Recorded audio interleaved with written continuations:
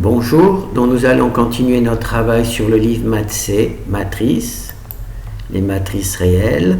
Alors on travaille sur le livre qui est un wikibook. On est dans dans la section propriétés et applications, étude du code pour les experts, les fonctions, valeurs propres et vecteurs propres, les fonctions pour calculer les vecteurs propres. Alors on a vu les vecteurs propres par rapport aux matrices symétriques, c'est d'ailleurs les seuls que je calcule, les valeurs propres quand elles sont nulles, et maintenant nous allons voir les valeurs propres quand elles sont multiples. Alors on va commencer avec les matrices 3, 3.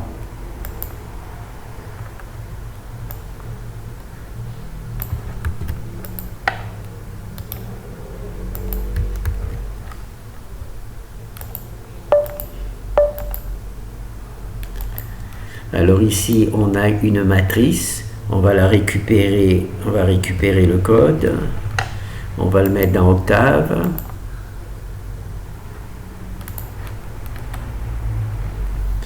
Alors on s'aperçoit qu'il y a, donc là c'est les vecteurs propres, on s'aperçoit qu'il y a pour les valeurs propres une valeur qui est égale à 22 et deux valeurs identiques qui sont égales à 8.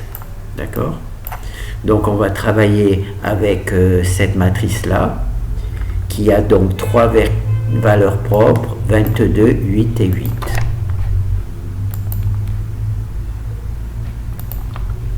Est-ce que je le garde? Non, allez, on ne le garde pas. Alors on va commencer par calculer les deux premiers vecteurs propres, ceux qui sont identiques, c'est-à-dire 8, qui ont pour valeur propre 8.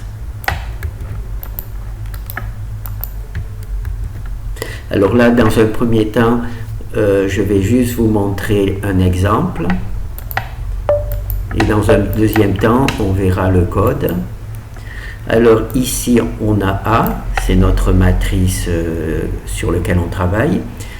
Ici, on calcule les deux valeurs, les deux vecteurs propres qui ont pour valeur propre 8, puisqu'il y en a deux.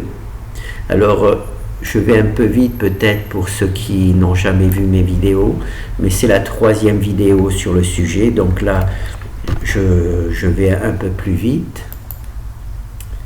Alors, pardon, par contre j'en ai sauté un bout.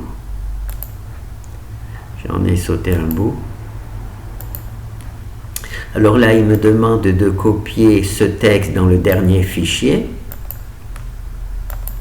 Alors le dernier fichier, c'est vérifier les calculs, donc je récupère ce fichier.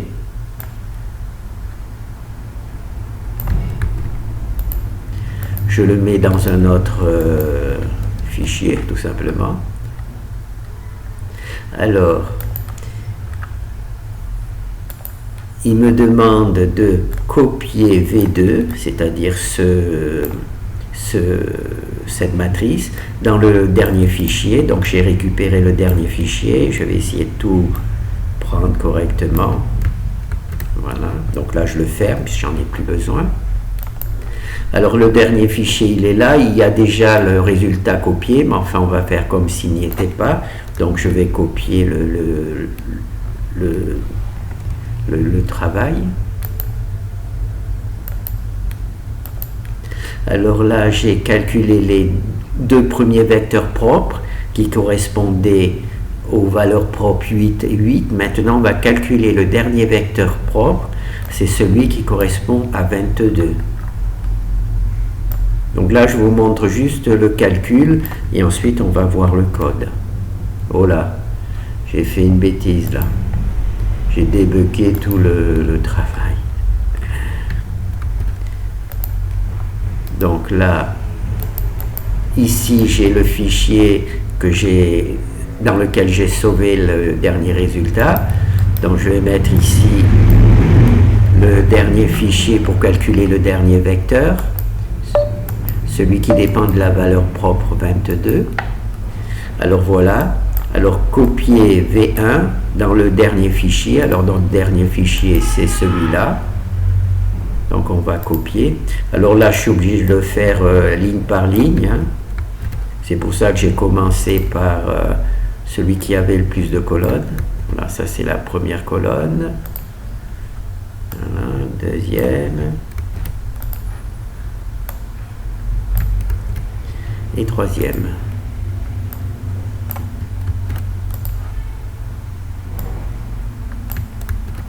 Alors maintenant, je vais donc vérifier. Qu'est-ce que je vais vérifier?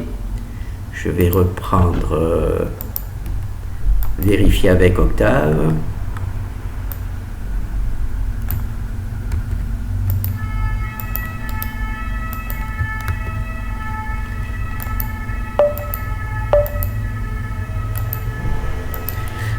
Alors, il faut récupérer le code. Je vais le fermer comme ça, on s'en débarrasse.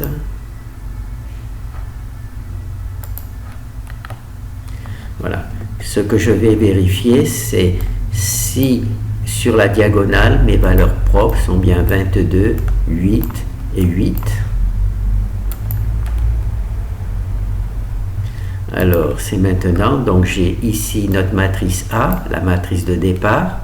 Hein, c'est la même que celle-ci. Bon, ben, je peux la copier comme ça, on voit que c'est la même. Voilà, je vais la remettre. Hop, hop, hop.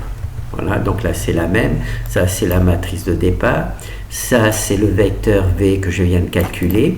Alors, je l'ai calculé d'abord dans un premier temps les deux dernières colonnes, puis j'ai rajouté la première. Et maintenant, on va voir si on retrouve nos valeurs propres. Bon, celui-là, il faut que je le ferme. Nos valeurs propres, 22, 8, 8. Voilà.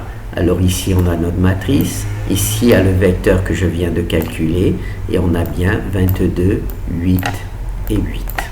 Donc, nos trucs. Alors, ça, c'est quand on utilise le vecteur propre que j'ai calculé. Hein. L'inverse du vecteur propre multiplié par A multiplié par V, ça me donne les bonnes valeurs propres que j'ai déclarées dans le premier fichier, hein, avec Octave. Et quand je récupère cette valeur propre, que je la multiplie par V par la gauche, par inverse de V par la droite, c'est-à-dire mes vecteurs propres, je retrouve bien A, qui est là. D'accord? C'est les mêmes valeurs, au moins 5 chiffres après la virgule. Alors maintenant, on va reprendre le premier exemple. Alors celui qui calcule les deux vecteurs propres. Oh là là.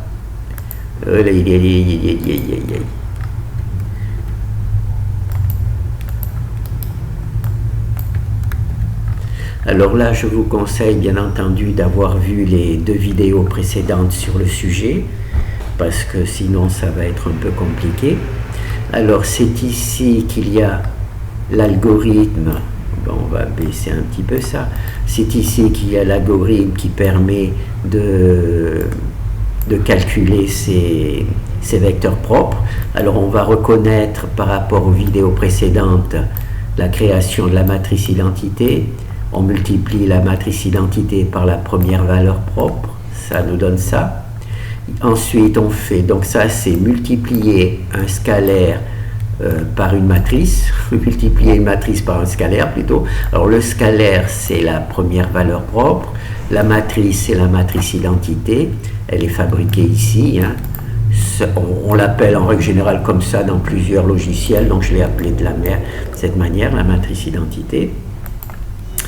Et on multiplie par le truc. Alors là, ce que je vais faire, c'est récupérer ce code-là.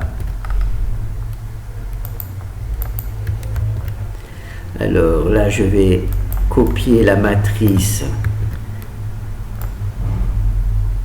Side, c'est la matrice que j'imprime. Voilà.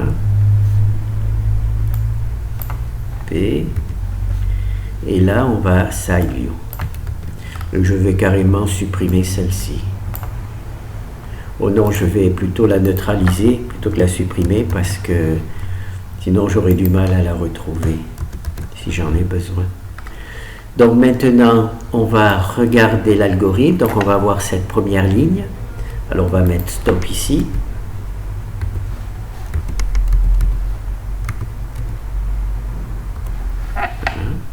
Donc j'ai créé une matrice ici qui avait une matrice 3,3 qui avait 3 valeurs propres. La première c'était 22 et les deux dernières c'était 5. Non, 8. C'était 8. Donc ça c'est bon. Est-ce que je garde ça? Non, je vais le fermer, ça m'évitera de me tromper. Alors ici, on a donc notre matrice.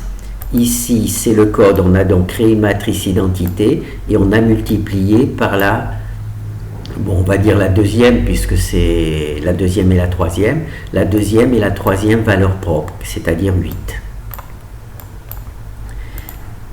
Et c'est cette fonction, bon, je vais décaler un peu. C'est cette fonction qui fait ça. D'accord? Donc maintenant, je vais couper ça. Je vais le mettre ici en dessous. Je vais supprimer les lignes vides. Et je vais récupérer ce code-là, c'est-à-dire la nouvelle matrice. Hop. Alors, on a utilisé la fonction multiplier une matrice par un scalaire en travaillant pour le scalaire la valeur propre qui nous intéresse, la matrice identité, et on obtient donc la matrice identité sur laquelle on a calculé, on a multiplié un vecteur, une valeur propre. Maintenant, la deuxième partie de l'algorithme, c'est A moins cette valeur-là, donc c'est M, la matrice M, minus D, et D, c'est cette valeur-là. Donc là, on fait A moins ça. On pourrait faire comme ça. Voilà, comme ça, A moins ça. Comme ça, vous comprenez mieux.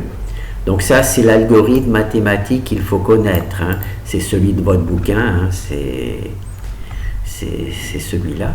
Donc là, j'ai récupéré le code ici. J'ai récupéré ce code-là, je l'ai bien mis ici. Donc maintenant, on va vérifier. Donc ici, on a toujours notre matrice A. Il n'y a pas le truc. Et là, c'est la matrice A moins les valeurs qui sont sur la diagonale. C'est pour ça que cette valeur-là, c'est la même que celle-là. Cette valeur-là, c'est la même que celle-là. Cette valeur-là, c'est la même que celle-là.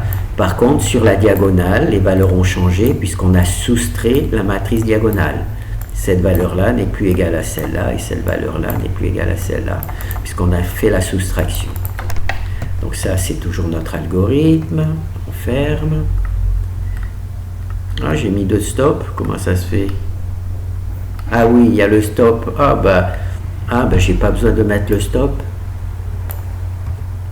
J'ai pas besoin de lui mettre le stop puisqu'il est déjà là. Donc c'est bon. Alors là, on a vu les 2 premières commandes. Alors maintenant, je vais supprimer ça.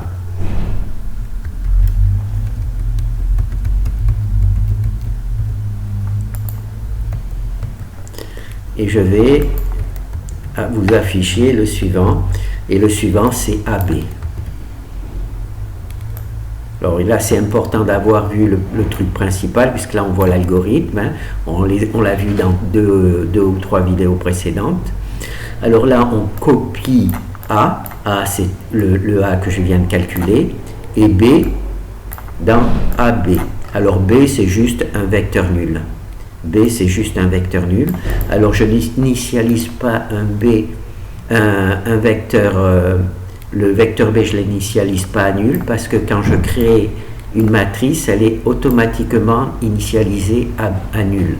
Donc là, je n'ai pas besoin de le faire puisque je n'ai qu'une seule utilisation pour B. Alors, maintenant, on va donc créer un système. Donc là, on a créé une matrice identité valeur propre dessus. Là, on a créé la matrice A. Maintenant, on va créer un système pour pouvoir justement résoudre notre problème. Donc là, on a le système AB. Alors, là, il faut que je ferme. Et on y va. Voilà. Donc là, on avait notre matrice A. Là, c'était la valeur que j'ai calculée précédemment. Et on a simplement rajouté le B ici. Voilà. Donc peut-être que print A. Et là, voilà.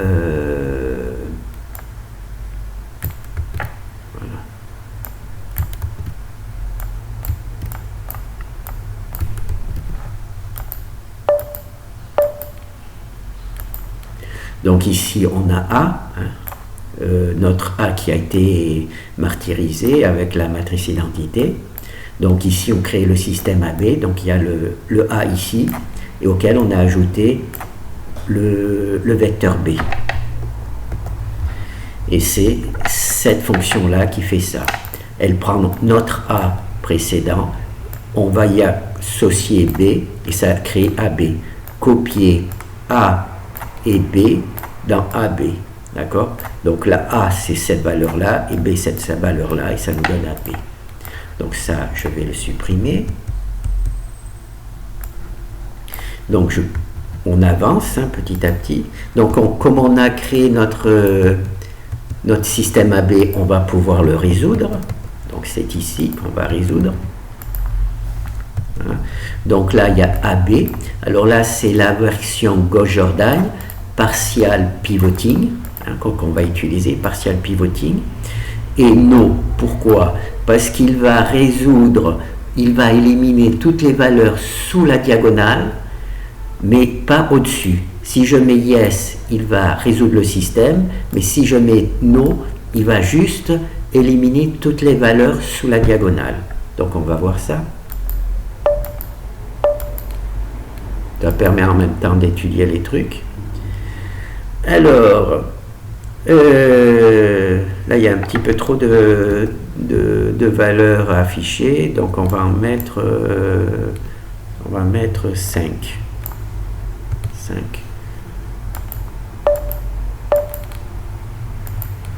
Voilà. Donc là, on a notre système. Il est déjà résolu. Tout simplement, c'est celui-là qui fait ça. Il a résolu le système, c'est-à-dire qu'il a fait apparaître deux lignes nulles. Deux lignes nulles. Voilà, nos deux lignes nulles. D'accord? Pourquoi nos deux lignes nulles? Parce qu'on se rappelle, on travaille avec des valeurs propres doubles, 8, donc ça fait deux lignes nulles. Donc là, c'est bon. Là, je ne peux pas vous mettre yes, parce que le résultat sera identique, puisqu'il n'y a que des lignes nulles. Donc ça, c'est bon.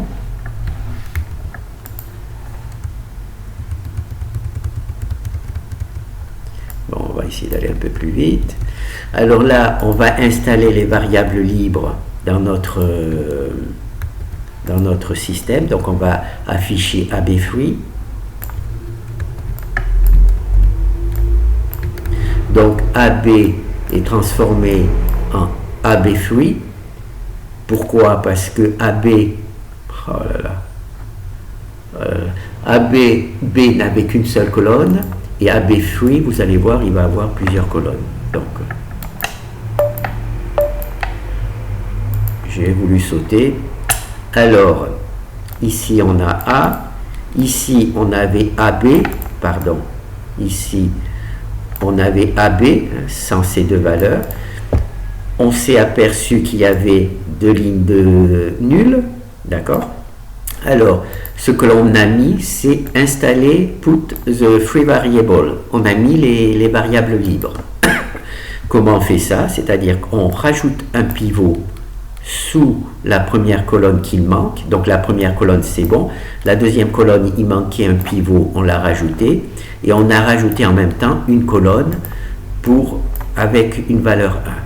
Il manquait aussi le deuxième pivot, ici, il y avait 0.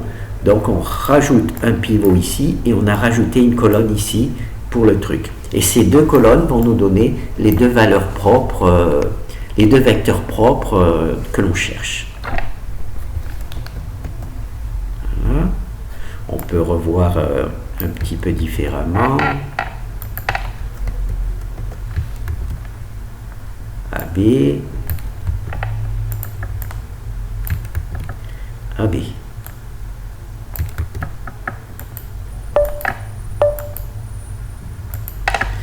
Alors ici, on a notre vecteur AB que l'on vient de résoudre avec Gauss-Jordan, no. Gauss-Jordan, no. D'accord? Alors c'est le système A plus le vecteur B. D'accord? Donc là, on a nos deux lignes nulles, vides. Et ici, on a installé les variables libres, c'est-à-dire qu'on a utilisé ces deux lignes nulles. Alors, le premier pivot, il est bon. Là, il est bon. Le deuxième pivot, il n'y est pas. Donc, en installant les variables libres, ça veut dire qu'on a installé un pivot ici. D'accord? Comme on a installé un pivot ici, on a rajouté une colonne ici. Et cette colonne, au niveau du pivot, on a rajouté un 1. D'accord? Ensuite, ici, on passe au troisième pivot, il est nul. Donc, on rajoute un pivot ici. Voilà. Et comme on a rajouté un pivot ici, on a rajouté une colonne ici. Et le pivot, on a rajouté un 1 ici. Pourquoi on a mis des pivots ici et ici? Parce que là, le système, on ne peut pas le résoudre. Là, c'est arrêté. Aucune fonction n'est capable de résoudre ce système. Il faut rajouter un pivot ici pour faire disparaître cette valeur-là. Il faut rajouter un pivot ici pour faire disparaître cette valeur-là. Et ces pivots sont ici et ici. Donc ça, c'est la méthode pour résoudre un système en langage C pour les variables libres. Donc là, je vais supprimer ça en essayant de ne pas faire trop d'erreurs. Donc là, on a vu, on a installé les variables libres.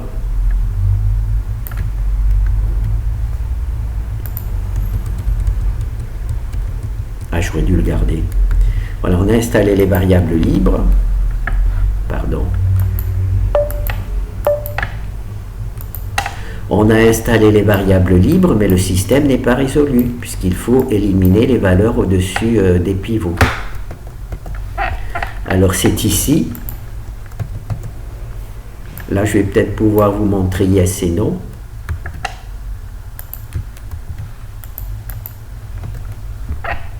Voilà. Alors là, AB free, c'est bon. Alors ici, on a notre pivot qui n'a pas été résolu. Hein. On a juste installé les variables libres et là, on a résolu le système. Voilà. Et donc là, on se retrouve avec nos vecteurs libres. Ce n'est pas encore des vecteurs propres parce qu'il faut les normaliser pour qu'ils se transforment en vecteurs propres. Donc c'est juste des vecteurs propres et vous voyez, ont été éliminés. Ont bien été éliminés. Et ça, c'est grâce à yes. Si je mets no,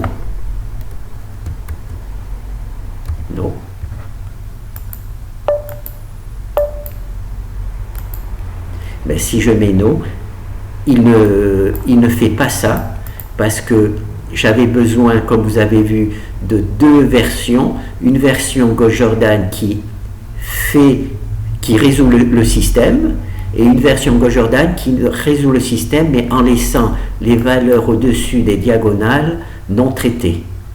Ici, les valeurs au-dessus des diagonales ne sont pas traitées. Pourquoi? Parce qu'il y a no, parce que j'avais besoin de ce service. Maintenant, je vais mettre yes. Yes.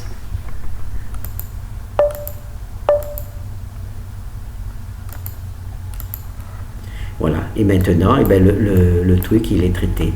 On met bien 0 dessus et là, ça nous résout le système. Alors que précédemment, quand ça ne traitait que la partie basse, mais pas la partie haute, ça ne résolvait pas le système.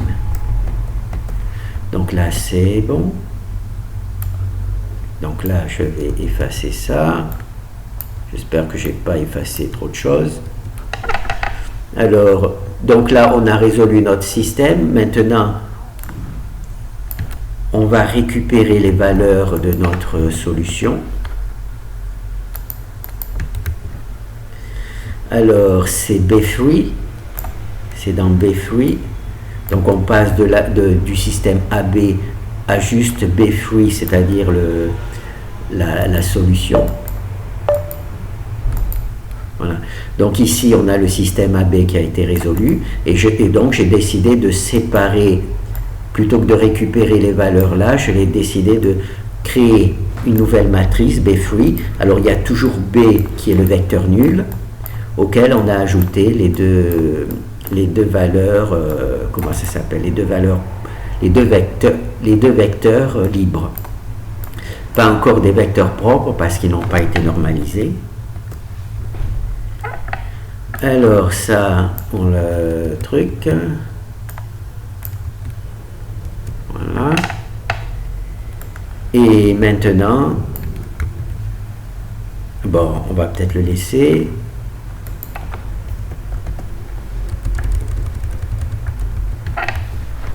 Alors là, CV.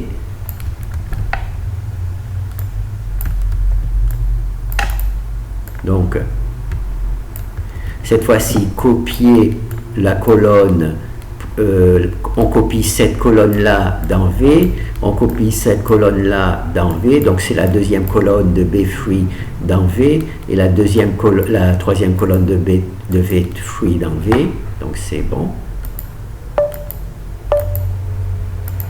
Voilà. Là, on a copié la première colonne dans V, et la colonne de truc là, de B-free dans V, on a bien copié. Et ensuite, tout simplement, on normalise. On normalise V. Alors, ici, ce n'est plus les mêmes valeurs. Pardon, ici, ce n'est plus les mêmes valeurs parce que cette fois-ci là, V a été normalisé. Donc au début, on a juste copié ces valeurs dans V, et ensuite on l'a normalisé grâce à cette fonction. Et donc là, on a notre bon résultat. On va juste vérifier par rapport, ouvrir, voilà.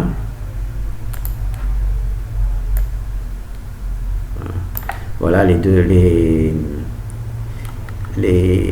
voilà, c'est là le vecteur. Voilà. Alors naturellement, c'est les... Ah ben, ça se voit pas. Ça se voit pas bien. Bon, c'est peut-être ça qu'il faut faire, comme cette manière. Donc là, on voit 90, 76, 90, 76, 15, 67, 15, 67, 99, 99, voilà. Donc là, il suffit ensuite de recopier les valeurs ici. Voilà, c'est ce qu'on a fait au départ.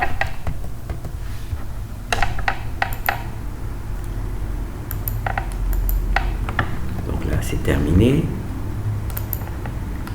Donc là, on a vu, là, on a vu l'algorithme, comment se présenter notre algorithme.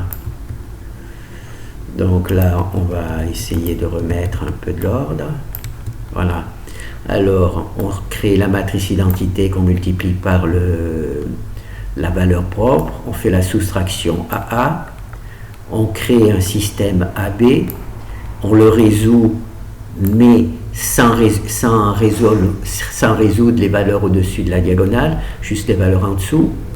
On installe les valeurs propres, on résout cette fois-ci réellement le système en éliminant les parties au-dessus de la diagonale. On récupère le vecteur B et on copie le vecteur B dans V. Là, ce sont des vecteurs libres, et quand on les normalise, ça devient nos vecteurs propres. Voilà, ça c'est l'algorithme. Donc maintenant, ce qu'on va faire, donc, bon ben, on fait les 3-3. Les 3-3, c'est exactement la même chose, simplement il y a 3 vecteurs. On va plutôt faire 2 vecteurs propres. Donc là, il y a 4 valeurs propres, il y en a 2 identiques et 2 qui ne le sont pas. Et 2 qui sont... Enfin, on va voir ça.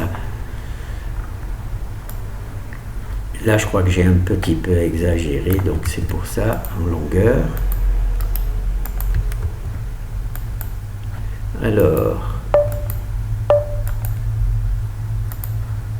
Alors ici, on a notre nouvelle matrice.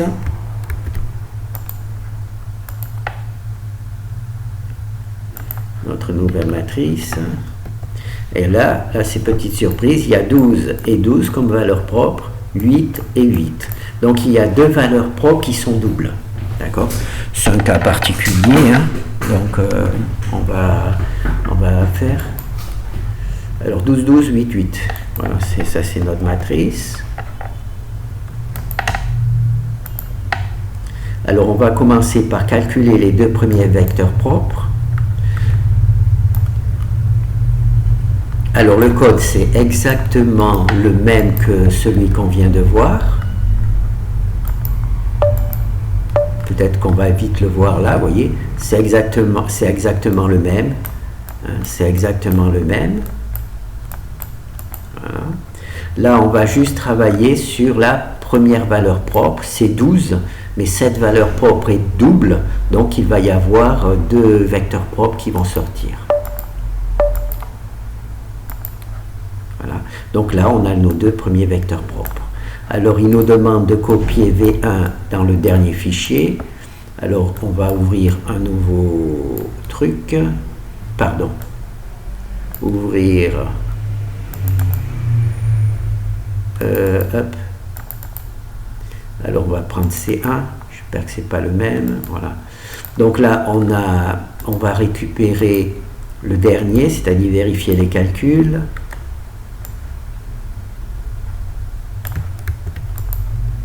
Voilà, on le met là. Alors là, le résultat est déjà donné, mais enfin, c'est pas grave. On va récupérer cette valeur, voilà, celle que l'on a calculée. On va fermer le truc pour se simplifier la vie. Donc là, on a notre matrice avec le truc. Là, il y a déjà le résultat, mais enfin, là, le truc. Alors, vous vous rappelez, hein, pour ceux qui viennent de débuter dans le cours, là, le NAND, c'est quand on normalise un vecteur nul.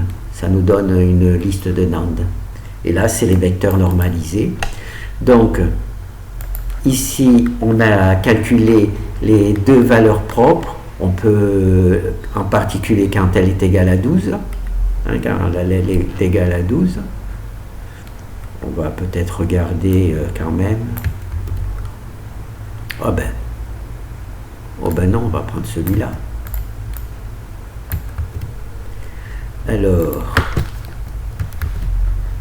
Alors side C et side C et side C. Voilà. Voilà. Donc là, on a calculé, hein, c'est juste pour vous faire, j'ai utilisé la matrice diagonale, quand la première valeur propre était 12. En fait, il y en a deux, c'est pour ça qu'il y a deux vecteurs propres. Voilà. Donc ça, c'est truc. Maintenant, on va faire tout simplement, on va calculer les deux derniers vecteurs propres.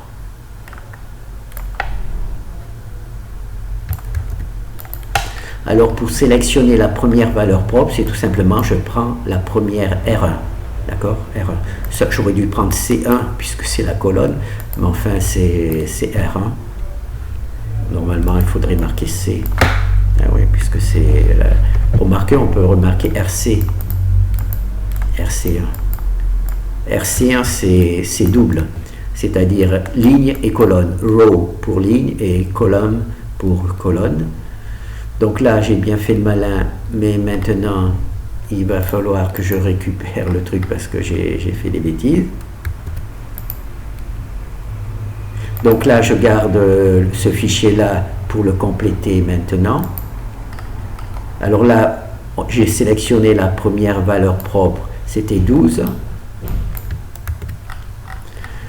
Maintenant, je sélectionne la troisième, parce que la première valeur propre, c'est 12, la deuxième, c'est 12, puisqu'elles sont doubles, et donc la troisième, c'était 8. Je crois que c'était 8, mais enfin, je ne me rappelle plus.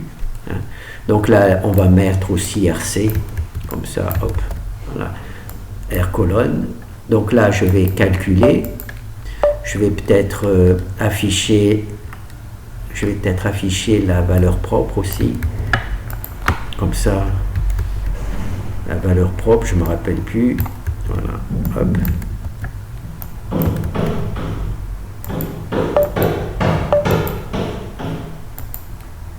Alors la propre, c'était 8. Voilà. Et donc là, on a notre deuxième collection de vecteurs. On va les récupérer. Ah, quel couillon.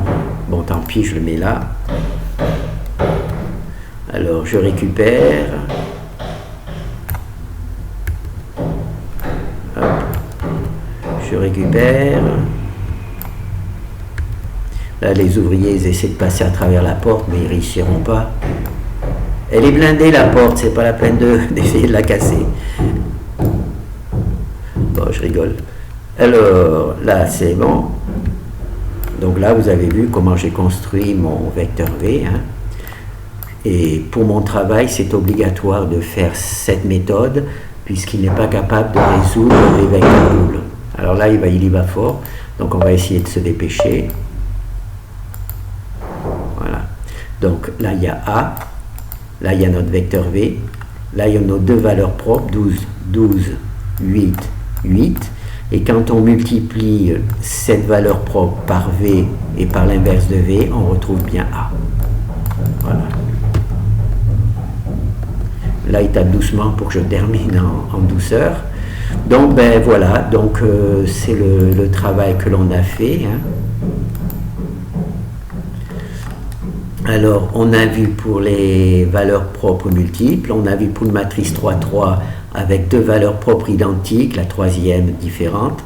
Alors, on n'a pas vu dans la matrice 4,4 les trois premières valeurs propres identiques. Il suffit de rajouter... il suffit de rajouter juste une colonne, donc on a première, deuxième, troisième, donc c'est exactement la même chose mais avec une colonne en plus. Et là on a une matrice 4,4 et cette fois-ci on a les vecteurs propres, les deux premiers sont identiques, donc ça nous donne la première fois deux colonnes identiques, enfin deux colonnes trucs, et ensuite les deux dernières colonnes sont aussi des valeurs propres identiques, donc ça nous fait une collection de deux autres vecteurs propres, et voilà, et ensuite on a vérifié les calculs. Voilà. Bon, ben je pense que c'est bon. Hein. Est-ce qu'on fait en vitesse la troisième? Bon, on va juste faire calculer trois vecteurs. Donc là, si on va juste vérifier trois vecteurs identiques. Hein. Voilà, donc le premier vecteur il avait qu'une seule valeur et le troisième vecteur il a trois valeurs identiques. Bon, il faut quand même le montrer.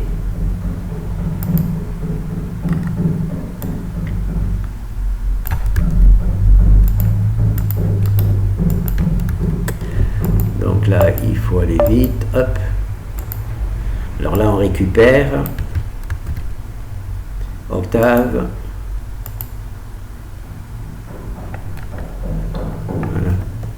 Voilà, donc le premier vecteur, la première valeur propre c'est 9, les trois autres c'est 5. Donc il a trois vecteurs valeurs propres identiques. Bon, pour nous ça ne change rien, 2 ou 3. Hein. Alors, c'est ici, donc moi je récupère le deuxième RC, la deuxième valeur propre, qui en fait est répétée 3 fois, d'accord, donc ça ne change rien. C'est juste, ben non, ça ne change strictement rien, il y a juste ça à faire, il y a juste à mettre le truc, et quand on lance, on a bien nos trois trucs, nos trois vecteurs, cette fois-ci ils sont ici, nos trois vecteurs ils sont ici. D'accord. Si je fais par exemple, alors là je vais essayer de faire fort mais ça va être compliqué. Donc là vous avez vu, je vais fermer.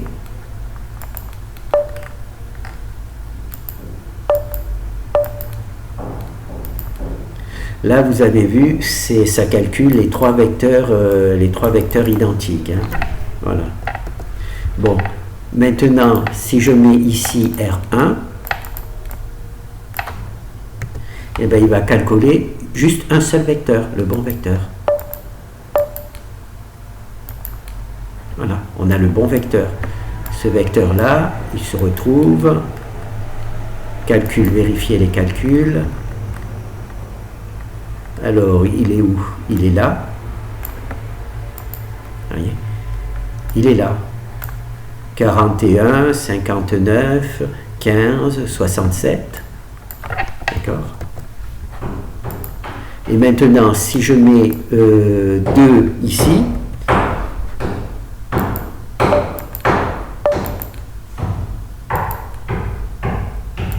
ici, alors il faut retrouver ici. Voilà, c'est pas facile. Là, on voit 81, 57, 81, 57, 34, 94, 94, 84, 84. D'accord? Donc, la seule chose qui change, c'est ici, on choisit quel est le vecteur sur lequel on veut travailler. Donc, on prend le vecteur, soit il a une seule ligne, c'est pas grave, soit il en a deux, il a une seule valeur propre, ça fonctionne. S'il y a 3 valeurs propres, eh ben, ça fonctionne aussi. La seule chose, c'est ici, d'accord? S'il n'y a qu'une seule valeur propre, on fait ça. S'il y a 2 valeurs propres, on fait ça. S'il y a 3 valeurs propres, on fait ça. Mais s'il n'y a qu'une seule valeur propre et que vous faites ça, de toute manière, il ne va s'occuper que d'une seule valeur propre, puisque les autres, elles seront nulles. Donc même s'il copie, il les copiera nulles, donc ça ne changera pas. Voilà. Donc là, je suis peut-être allé un petit peu vite. J'ai été pressé par les ouvriers. Donc bon, ben c'est bon. Merci.